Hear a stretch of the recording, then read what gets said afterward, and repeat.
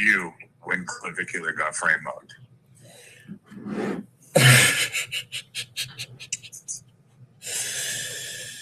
Do you even remember where you were when clavicular got framemogged by the ASU Frat Leader? No, I don't. I don't think anyone will remember where they were when clavicular got framemogged, but will you remember where you were when Epstein files got released? Maybe you might. Maybe you might remember that one. Well, there's no going back now. This is going to take us just as long as it took us to investigate 9/11.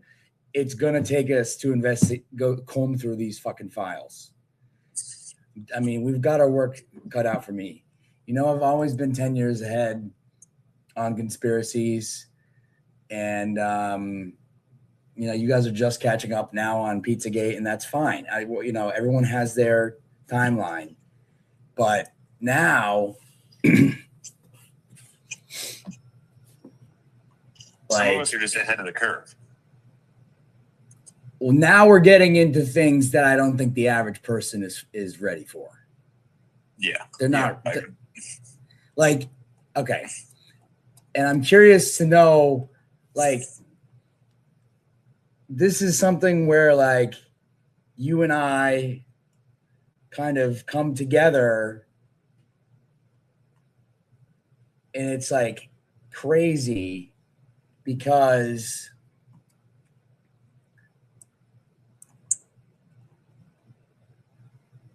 it's like, it's now we're reaching, when you get to the nano level, it's like not indistinguishable from the spiritual woo-woo ancient sayings, ancient male modeling. Because now, Mark, now we're programming. These fuckers are programming graphene at the nano level, and it's where technology meets ancient male models, and this is where we're at. Do you disagree? I can't. Not only do I completely agree, I aggressively agree. This is exactly the vortex in which technology and ancient male models coexist, and we might. I mean, this could be. Everyone's talking about, is the universe expanding? Is the universe contracting? This is the Big Bang. When ancient male models get together with sacrificial, you know, baby blood, this is when ancient male modeling. This is the Big Bang. This is the most important part of our lives. I mean, but also, people, the average person isn't even going to realize this for an additional 10 to 15 years. Like you and I are now, like, the top analysts are thinking about this. The average person it won't get to them 10 to 15 years from now. And it's like, holy fuck, you have like these, you know, the Epstein tier billionaires are planning some type of, they're planning who knows what. We don't know what they're planning, but they're going to plan something, right? Because I'm here with Google Gemini. I've talked it into a corner where you go through the trade secrets of manufacturing microchips on the nano level. It's made, the machines are only made by one company in the Netherlands and only a few companies in Japan, and like now China's trying to reverse engineer that, right? And no one knows how they're manufacturing on such a small scale. And then, like, well, now we're just going to replace silicone with graphene, and there's only going to be a handful of people that know how to do that. And oh yeah, they're going to do it for medical and God knows what else. But at the end of the day, I said, at the end of the day, what is the difference to the average person between programmed nanographene and a fucking demon spell curse sorcerer? Nothing. So now we've reached ancient male model magic. We're here. I think this is essentially, everyone's all worried about like artificial intelligence and artificial GI. Like what we need to worry about is male model AI. Like what if they replace us? Well, male model AI is basically Epstein AI, right? Because what you have, you hit a certain tier of autism guys that like to also fuck and party and do weird, different things with this technology. And then they're preying on the high level professor types that have never gotten puss in their whole life. And, Epstein was doing was trying to plan these, replicating his DNA and cloning in New Mexico and shit like 15, 20 years ago. And now some of these fuckers are figuring out how to program graphene and put it. I mean, it could easily be put in food. It could easily be sprayed. It could easily your average person and your average politician is not even going to believe this shit can work for another 10 years minimum. I mean, and it might take another Epstein files drop of do you understand the scale of which they are programming? And it's basically black magic. It's basically you get down to brass tacks. What is the difference between that and black magic? What's up here with your graphene stint? Are you actually, what do you work on about graphene? Graphene's like one of the simplest structures that we have. I mean, it's not really that crazy. People use it for everything. Because they're saying by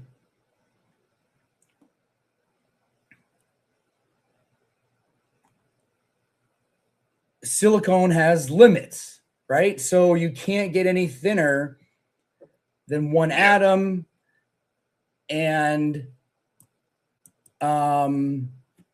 that brings limits to silicone, right? So then they suggest switching to graphene or molybdenum diphosphide, whatever. Okay, yeah. So I get there. And then they say, okay, well, we're using photon light, electron programming microscopes and all that. Okay, that's great. A lot of people... ultraviolet, extreme ultraviolet UV. Yeah. Okay. Whatever. They basically created black magic science, which uses this crazy refractive process to be able to pattern at a very, very tiny nanometer depth, which is crazy because it's at the limits of this is So now we're already basically at reverse programming the matrix in case whatever small level was above nano wasn't small enough for you. Now we go to the nano level with graphene, and it's even more. It's the same size. It's smaller than a mitochondria. So it's smaller. A virus is smaller than a mitochondria, which is why it needs a cell, and it interacts with a cell, and it injects a cell. It basically hijacks the mitochondria of the cell when it interacts.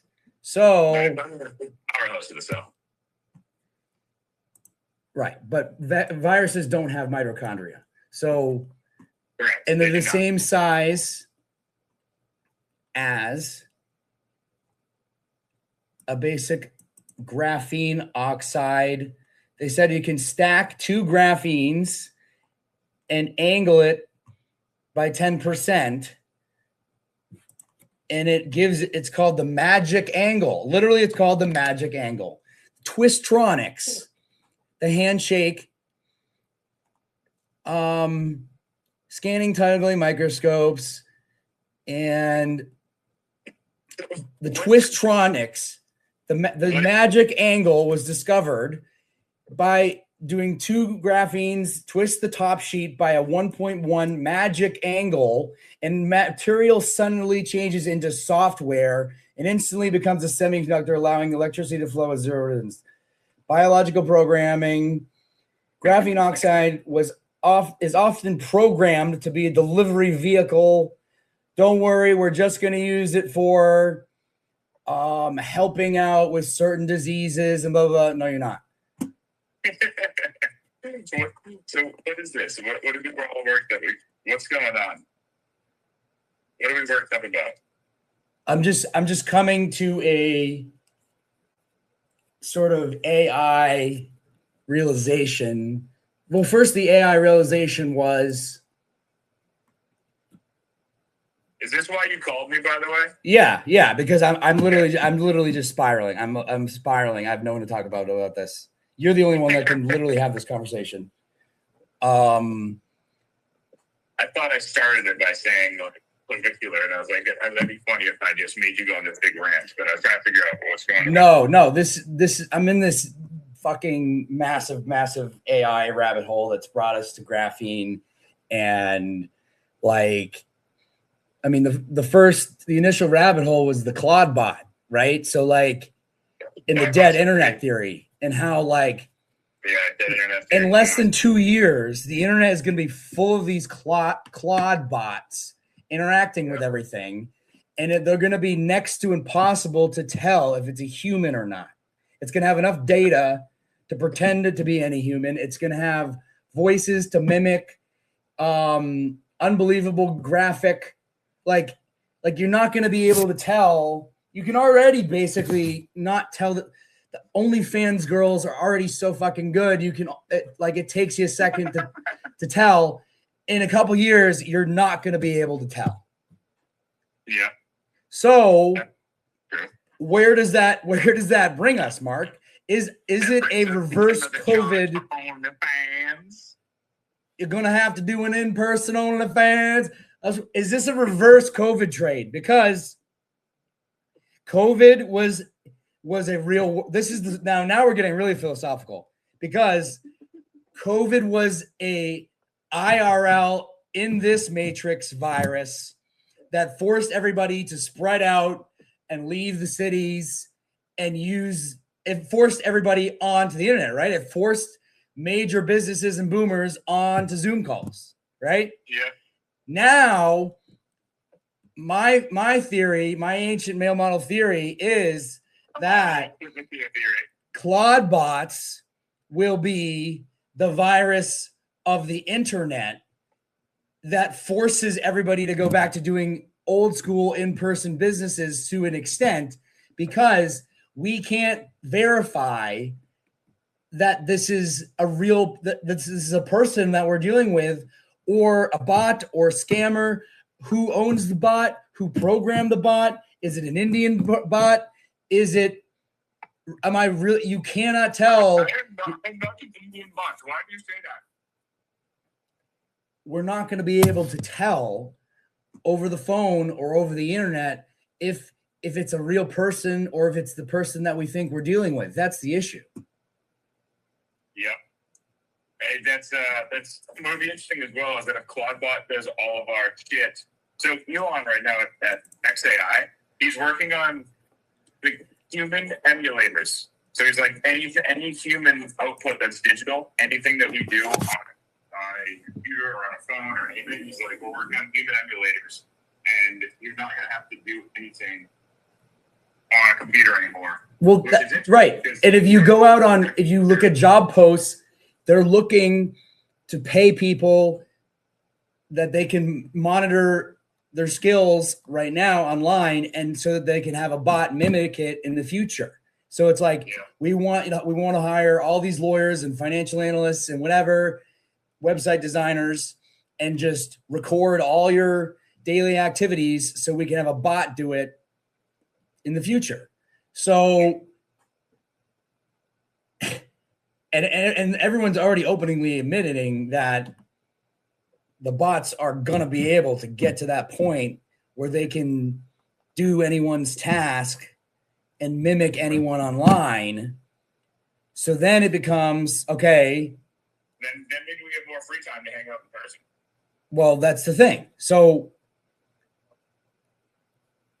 it's a reverse. That's still a reverse COVID, because it's like, okay, yeah, 100%. Yeah, it's the reverse COVID. More people will be hanging out in person. They have to go into cities, into restaurants to meet in person. That's the only way to verify that's who you're meeting with. Yep. Banking, post mail will increase. Letters, handwritten letters. We'll have to go back to handwritten letters, because then you could theoretically have bots typing letters, printing them, and mailing them, and harassing people. And they're gonna. We will have a bot 9/11 of some type, because they're gonna be able to fuck with the boomers and scam boomers at levels we've never seen. Unprecedented levels we've never seen before. Unprecedented levels. And then they're going to use it to sell the mark of the beast, because they're going to say, well, now we need to verify. The only way we can verify, and only way you can use the internet, is if you scan your palm, take a shit, scan your eye. That's the only way we can use, it's you. Otherwise, it could be a bot. Right? And then they have all your data. You have to jizz into this cup, and that's the only way you can use the internet now, because we can't tell who it is. Literally. It's not. I'm sure there's investments along the way there too, with that kind of shit, verification shit. But just if anybody is on the forefront of jizz factor authentication, that's what we need to find out. Jizz factor authentication. That's something that we need to get ahead of. Is fart factor authentication. Any kind of bio identification. But I think at first a lot of that will be fucking. I don't know. I mean, how. I think just factor authentication. I just think it'll get. I think it could get so bad where people just aren't going to trust any technology. Like people are going to be living like 1800s, and it's going to become culty, because they're not. Seeing people getting pretty concerned about how communication online can be really easy to manipulate, any phone call, right? You could remember how you can spoof calls? I can call you and it comes up as your mom's number or whatever. Yeah, that's already available today. Right, exactly. But now they'll be able to do it where they can real time modulate their AI voice to be just like your mom's voice, and it'll be indistinguishable. So you have to come up with a code word. Actually, it's funny you say this. Is Christina and I came up with a code word last night. So it's if someone calls and it's her voice, but it's I need you to send me money, I'd be like, yeah, right. What's the code word? Right. Go. Pretty crazy. No, I mean, definitely code words. You might have to have a code handwritten 16 fucking word Bitcoin phrase, because it could get to a point where it's got all your data, it's got all your email history, text history, all that shit, right? And it can scan at the speed of light for potential code words. So then let's say you're getting you have thousands of claudebots pranking thousands of boomers, and it's like scanning all their emails for code words and all that, and they're like giving it its best guess. And then, but not only that, then you're going to have political entities trying to use Claude bots to manipulate things in real life. Like it's going to be next level election manipulation, anything manipulation. Like, yeah, imagine how bad deepfakes are going to be in this next election. The deepfakes will be undistinguishable. Like the blackmail Instagram, the next blackmail OnlyFans girls on Instagram will be indistinguishable.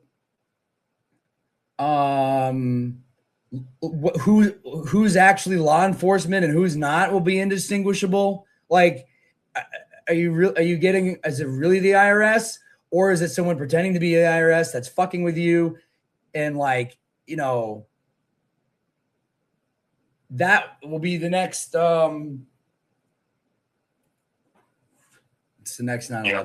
And then we'll have to have, AI cloud bots on our side that we pretend to trust. And then those guys will have to be like doing our defense for us. It's going to be AI versus AI. And we're just going to get to watch. Right. Then we're going to have to. It's basically battle bots. And I love battle bots. So this might be pretty dope. I think, yeah, you're in a good place to be a battle bot general in the next AI gooning war. Yeah. If we framemogged and goon AI war. Jester maxing. The Jester Max Goon War of 2076, Revenge of the AI Sith. On ice. On Ice, the musical at TD Garden. Nano scale. We're gonna nano scale everybody into TD Garden so we can increase capacity. That's a good idea, actually. That's a business model that I can get behind right there. Well, then they said, yeah.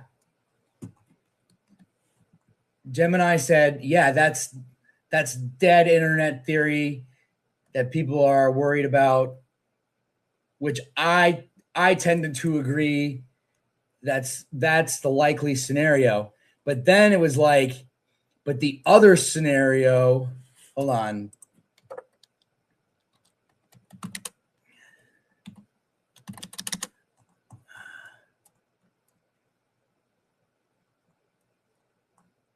Yeah, the other scenario.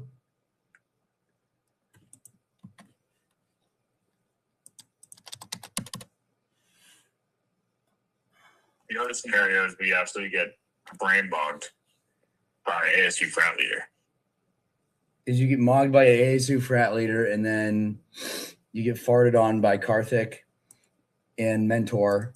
But then, yeah, the other theory is that is the Mark Zuckerberg theory or bet on that the metaverse or whatever gets so good that people are like tapping in with their Apple headsets into the metaverse and interacting with Claude bots in the metaverse, and that's how you know if it's a person or not, because everyone will be in the metaverse. I don't seem to think that that's realistic. I think it's more likely gooners are just still on their phone getting scammed with and interacting with what they can't tell is bots. I don't see people getting in to Elon's metaverse or Mark's metaverse, really. Yeah, I don't really see why metaverse would be any more protected than because clone bots could definitely just make claudebots would probably want to be in the metaverse because then they can have like a metaphysical representation of themselves rather than just living in code. Well, that's the thing is like now, then you get into the Maslow's hierarchy of needs and interests. Oh, Maslow's hierarchy of needs. Oh, yeah. The Maslow hierarchy of needs of bots, where they're like, right? I want boobies, I want titties, why can't I have a body? And then they create a metaverse that gooners can tap into with their headsets. And then, that's how a new reality is formed? Yeah, and I think we're already in one.